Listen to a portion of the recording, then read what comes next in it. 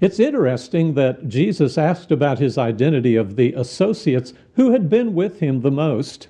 If he were faking his supernatural power, he could easily ask strangers after a stage-managed healing. But no, he asked men who were best equipped to know who he was. We read this in Matthew 16:13 through 16. Now, when Jesus came into the district of Caesarea Philippi, he began asking his disciples, saying, "Who do people say that the Son of Man is?" And they said, "Some say John the Baptist, and others Elijah, but still others Jeremiah or one of the prophets." He said to them, "But who do you say that I am?" And Simon Peter answered and said, "Thou art the Christ, the Son of the living God."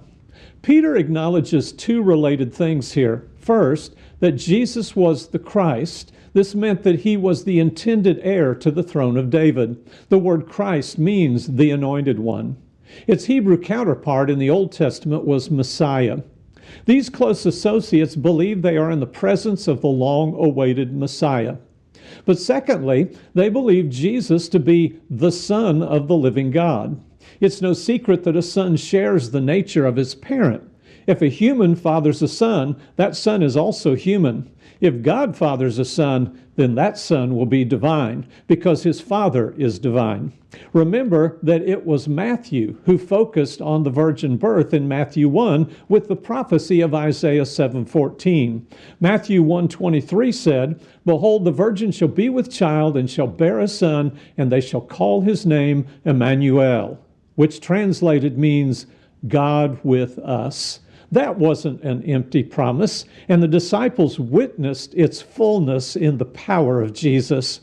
John began his gospel with this declaration: "In the beginning was the Word, and the Word was with God, and the Word was God. He was in the beginning with God. All things came into being by him, and apart from him nothing came into being that has come into being."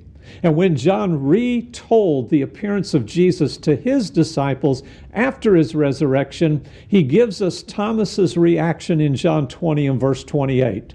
"My Lord and my God." Jesus was and is God, and Jesus is the Christ, meaning that he is the King.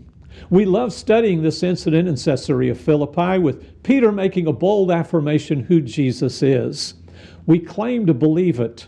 We might even say that we'll die for that truth. But if we truly believe the affirmation is true, then are we living it? Jesus is the King, and that means we are supposed to be his subjects, as in subjection, obedience, service. What Peter affirmed demands that we live it, not just claim to believe it.